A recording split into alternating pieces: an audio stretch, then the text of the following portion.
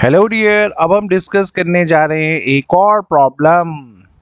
तो जो फोर्स है एक फोनोग्राफ निडल में वो आपको दे रखी है 1.2 न्यूटन।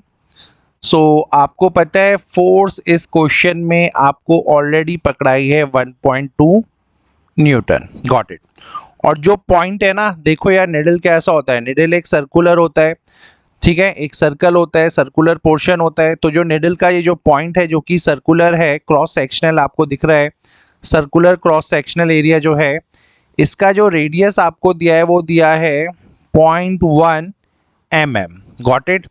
न्यूटन है, mm है, और आपको प्रेशर फाइंड करना है एटमॉस्फेरिक प्रेशर, और जहाँ पे 1 एटमॉस्फेरिक प्रेशर अभी तो आपको चलो गिवन है, लेकिन आगे क्वेश्चंस में गिवन नहीं होगा, ये वैल्यू आपको रटना पड़ेगा। और ये भी कहीं ना कहीं आपको जो फॉर्म में दे रखा है that is pascal. Got it.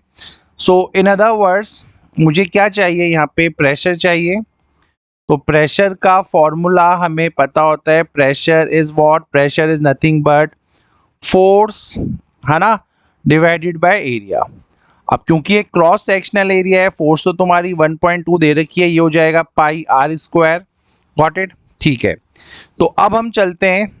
तो ये जो आंसर आता वो आता आपका पास्कल में, ये जो भी आंसर आता ये पास्कल में आता।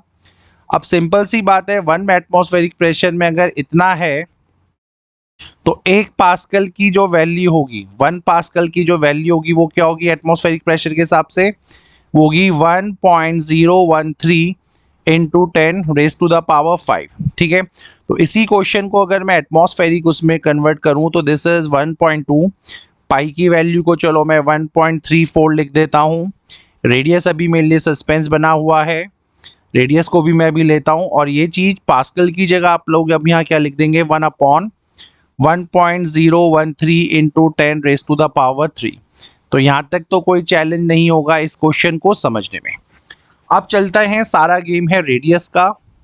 अब देखो यार यहाँ पे क्या है, मैं आपको तीसरा क्वेश्चन है लगातार जिसमें मैं आपको बता रहा हूँ बार बार, फोर्स अगर न्यूटन में होती है और प्रेशर अगर पास्कल में होता है तो इसको हम न्यूटन पर मीटर स्क्वायर भी बोलते हैं। अब रेडियस यहाँ एमएम में है और आपको मीटर में कन्वर्ट करना है, तो हाउ, देखते हैं कैसे। देखिए 1 mm में होता है 1/10 सेंटीमीटर, 1 सेंटीमीटर में होता है 1/100 मीटर। तो आपको नहीं लगता जब आप इसको ऐसा देखेंगे तो पहले 1 mm बना 1/10 सेंटीमीटर, फिर सेंटीमीटर जब मीटर में कन्वर्ट करोगे तो फिर से 100 से डिवाइड करोगे, तो एट लास्ट जब आप इसको मीटर में कन्वर्ट करोगे तो ये हो जाएगा 10⁻³ और ऊपर आके ये बन जाएगा 10⁻³ मीटर। तो होपफुली यहाँ तक चीज़ें समझ में आ गई होंगी आपको। ठीक है, तो यहाँ तक कोई चैलेंज है तो आप लोग बता सकते हो। लेकिन अब क्वेश्चन में है यहाँ 0.1, तो 0.1 का मतलब ये है, ये 0.1 हुआ, ये भी 0.1 हुआ, ये भी 0.1 हुआ, और जब यहाँ से पॉइंट हटेगा तो ये क्या बन जाएगा 10⁻⁻⁴। तो रेडियस यहाँ पे आपका आ गया 10⁻⁻⁴ मीटर। ठीक है, तो जब मैं रेडियस स्क्वायर करूंगा तो मैं 10⁻⁻² करूंगा, यहाँ तक कोई चैलेंज नहीं होना चाहिए। And rest it is all about your calculation. आराम से कैलकुलेशन कीजिए और finally you will get your answer as 377 atmospheric pressure के रूप में ये आंसर आ जाएगा।